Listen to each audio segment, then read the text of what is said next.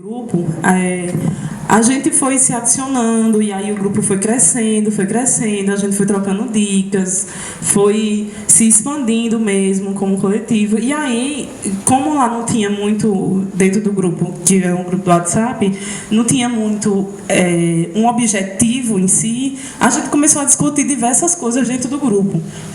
E uma delas era a questão do feminismo, era a questão de legalização de aborto, era a questão de legalização de prostituição, de violência doméstica. Então, o espaço ficou muito aberto.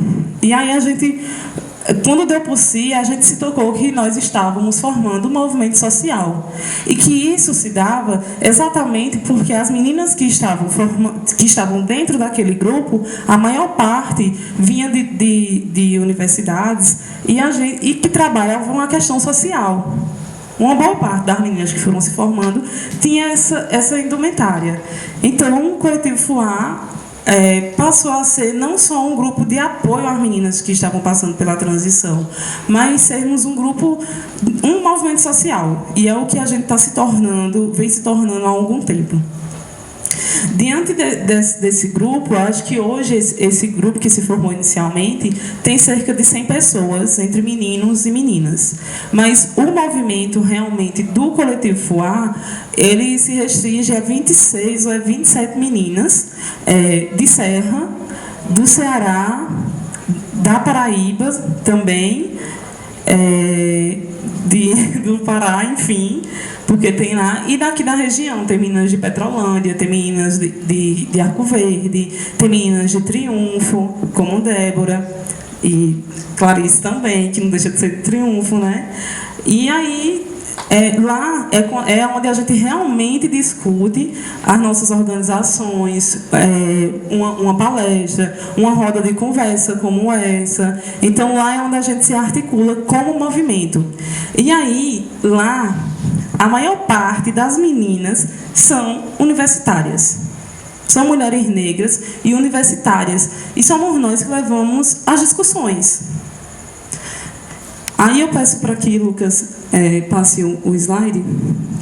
E aí a gente foi tomando essa proporção exatamente pelo ambiente que estamos inseridas. Aqui tem fotos de algumas das atividades que a gente foi fazendo durante esse 1 ano de Coletivo FUA, que o grupo tem 1 ano e 2 meses, mais ou menos. A primeira foto de lá foi o primeiro encontro que a gente fez de Crespas e Cacheadas, que foi um lance meio assim, a gente tinha 2 meses de grupo e aí, no momento da Semana da Consciência Negra, no ano passado, a gente jogou o mote. Olha, já que a gente está se formando como um grupo de mulheres negras, por que a gente não faz uma atividade nessa semana? E aí a gente realizou esse encontro de Crespas e Cacheadas, de Crespos e Cacheados. E aí, a partir disso, a gente foi tomando outras dimensões. Partiu para discussões dentro da universidade, não como as estudantes, mas como o Coletivo FUA, passou para escolas, passou para termos realmente atividades muito maiores do que o que a gente estava tendo, para a gente ter roda de diálogo, para a gente ter mesa, para a gente ter atividades de diversão, para a gente fazer protesto também, porque em uma dessas fotos que está aqui, que é aquela preta e branca, foi um momento em que a revista Veja, acho que a maior parte de vocês talvez saibam, colocou a esposa de Michel Temer, Marcela Temer, como um padrão de mulher, que era a mulher bela, recatada e do lar. E aí a gente fez um protesto em relação a isso, porque a gente pode ser, sim, bela, recatada e do lar, mas a gente não é só isso. E se a gente não quiser ser isso, a gente também tem a liberdade de não ser. Então, eu não quero ser bela, recatada, muito menos do lar. E aí a gente acabou realizando esse protesto como Coletivo FUA. E aí, essa última foto aqui embaixo, onde tem o nome Consciência Negra, foi sábado passado, que foi quando a gente realizou o segundo encontro de Crespas e Cacheadas de Serra Talhada e trouxemos discussões sobre o feminismo, sobre a mulher negra e o mercado de trabalho, sobre o que é o FUA na vida de muitas pessoas, de muitas meninas, tanto como Rosiane e Clarice falaram aqui, do reconhecimento em si agora, a partir de estar dentro do coletivo FUA, de se reconhecer como é. E aí eu coloquei algumas fotos e tem algumas meninas que também são daqui, que é Daiane, que é de serviço social, se eu não me engano, também. Não, desculpa, psicologia. Tem Manu Silva, que é do curso de letras, que também tá dentro das atividades, né? E tem Débora, que está aqui e não está na foto. E Laura, então tem algumas meninas que são daqui, da FAFOPS, que fazem parte do coletivo FUA. E aí vamos entrar mais nessa parte realmente de entender a mulher dentro da universidade. Eu peço que o Lucas passe. E aí a gente, quando entende a mulher dentro da universidade, é até bem amplo. E aí, quando a gente vem para a mulher negra dentro da universidade, a gente restringe um pouco, mas talvez os conflitos, na verdade, aumentem. Tem alguns dados aqui que diz que o salário de uma mulher negra ele corresponde a 30% do salário de um homem branco na mesma função. Então, geralmente, e inclusive em cargos que não são tão remunerados assim. Por exemplo, pessoas lá dentro, eu estou dizendo porque eu tenho certeza disso, dentro da nossa universidade, da UAST, existe o grupo de terceirizados que fazem um trabalho de limpeza, né, de cuidados realmente da universidade. E lá, os homens e as mulheres dividem as mesmas tarefas. E mesmo assim, os homens ganham mais do que as mulheres. E geralmente, na verdade, elas trabalham mais, porque elas são responsáveis pelos blocos e pelos banheiros da universidade, enquanto eles são responsáveis pela limpeza do pátio.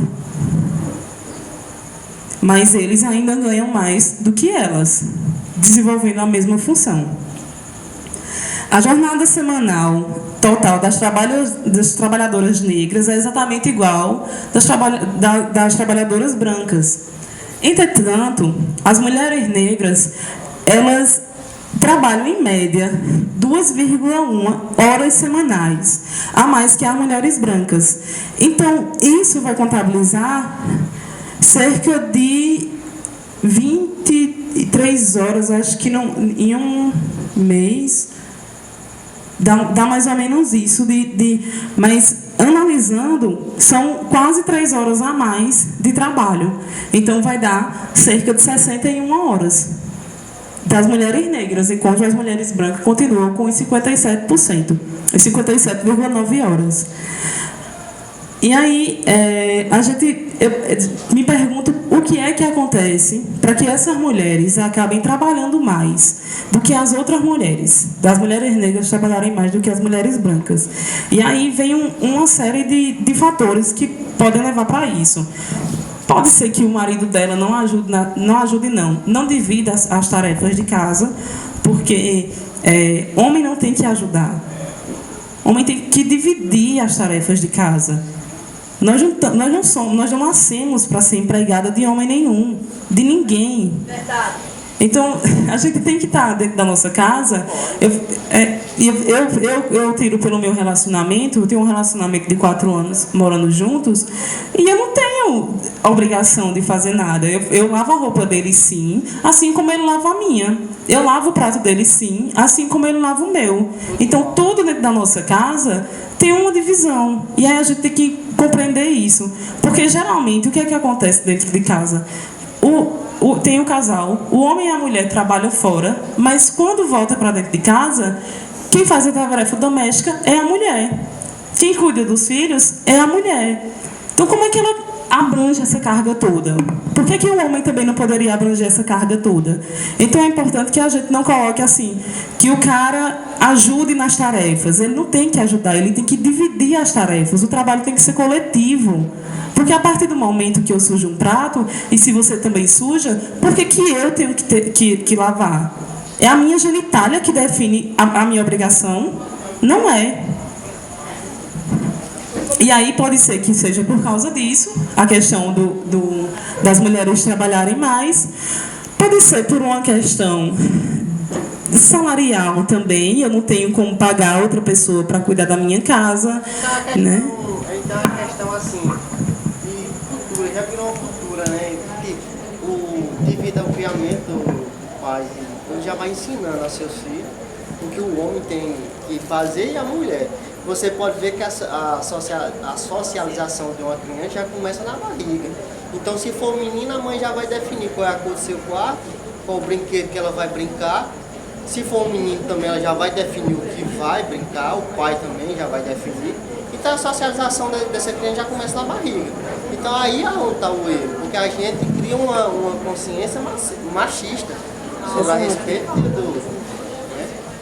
Não sei se todo mundo escutou o que Ed Marcos está dizendo, mas Ed Marcos, né?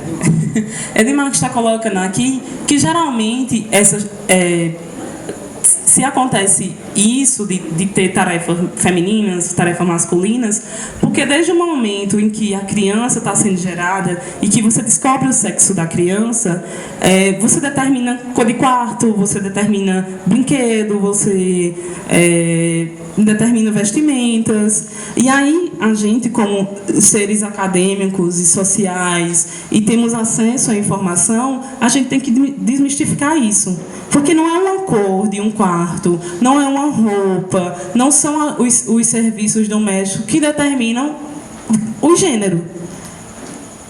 Porque se eu ficar grávida e for uma criança do sexo masculino e eu quiser pintar o quarto dela de rosa, o que é que isso vai interferir na vida dela? Completamente nada. Exato. E aí é onde a gente tem que ir desmistificando isso. Não existe cor do menina, não existe cor do menino, não existe... Eu acho uma das tarefas muito difíceis é você desmistificar a roupa. E hoje muitas empresas, né, de lojas de roupa, estão desmistificando isso. Que o que uma menina pode vestir, um menino também pode vestir. Então, a nossa sociedade como um todo, Ed Marcos, ela vem mudando, né? Ela vem mudando na questão educacional também. Porque, como eu fui criada para, né, uma menina que veste vestidos, que gosta de rosa. E aí, muito provavelmente, se eu tiver um filho, uma filha um dia, eu não vou passar essas regras para ela ou para ele. Então, a gente, como vai mudando nossas gerações e a gente vai tendo acesso a informações, a gente vai desmistificando muita coisa que realmente é machista. E aí, também, nós, mulheres... Pode falar.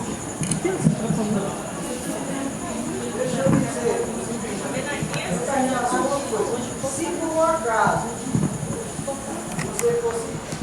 você ficasse grávida e por um acaso fosse menino, teu filho, ia comprar o quê? Carrinho ou boneco para ele brincar? Eu compraria os dois. Porque o meu filho tem o direito de brincar de boneca também, porque ele tem o direito de aprender a ser pai. Uma boneca não vai dizer ao meu filho que ele vai ser gay, ou que ele vai ser uma pessoa ruim, ou que ele vai ser isso ou aquilo. Uma boneca vai dizer que o meu filho tem o direito a ser um bom pai. Assim como as meninas que brincam de bonecas, têm o direito de dizer que são boas mães. E se eu der um carrinho à minha filha, não necessariamente ela vai ser uma caminhoneira. Porque na minha casa, quem dirige é meu pai e minha mãe. Não é só meu pai. Então, a gente tem que... Se eu tivesse um filho, eu daria os dois. Se eu tivesse um filho, eu daria os dois presentes também.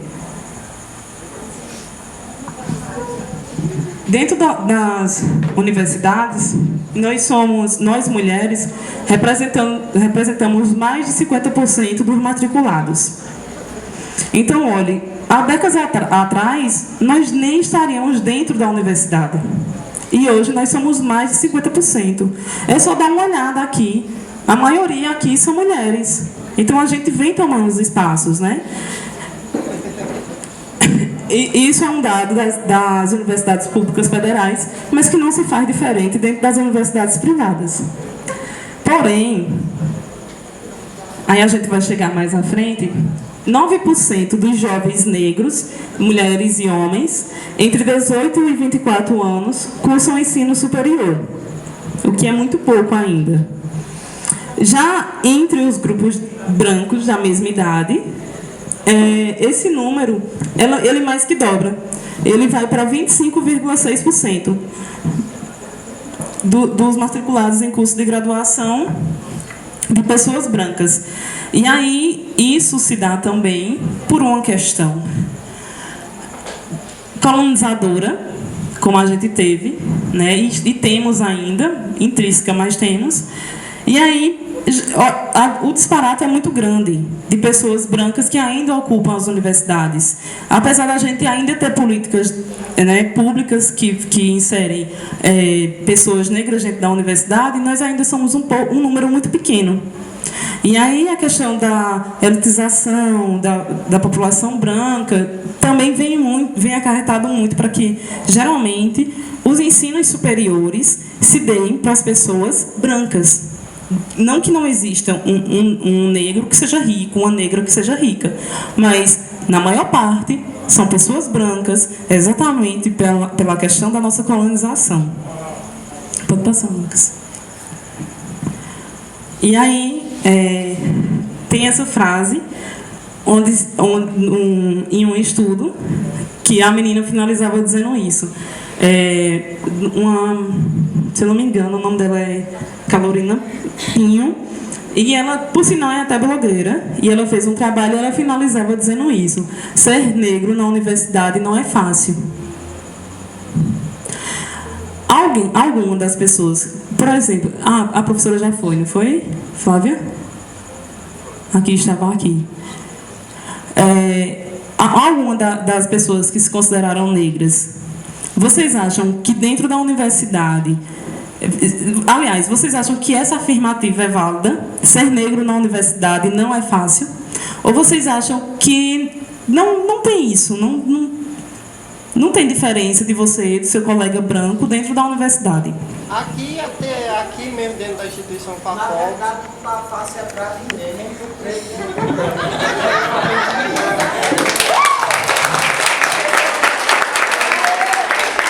Até que eu diga.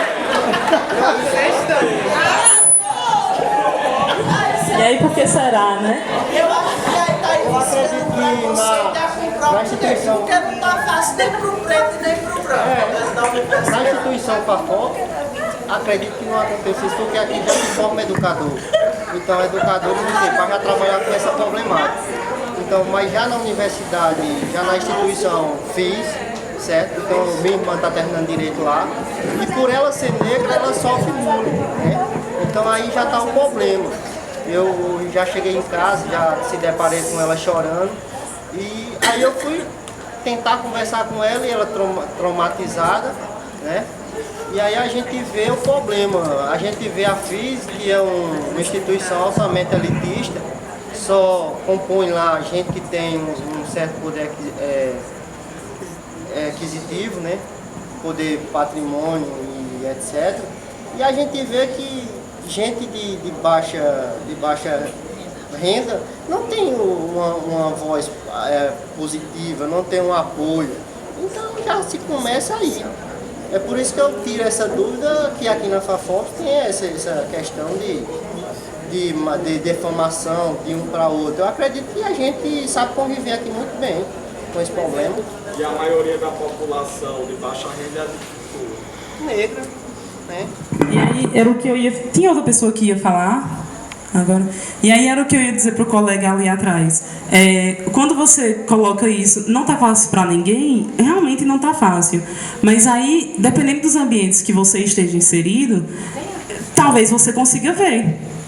Edmarcos concorda com você. Dentro do ambiente que vocês estão inseridos, vocês não têm não enxergam essa questão racista que existe em outros ambientes. Aqui é muito mais tranquilo, é muito mais apaziguador. Porém, lá na FIS, na mesma cidade, a irmã de Edmarcos não vive a mesma situação. Ela não vive a mesma situação daqui, de estar tranquila, de não ver diferença, não ver olhares diferentes.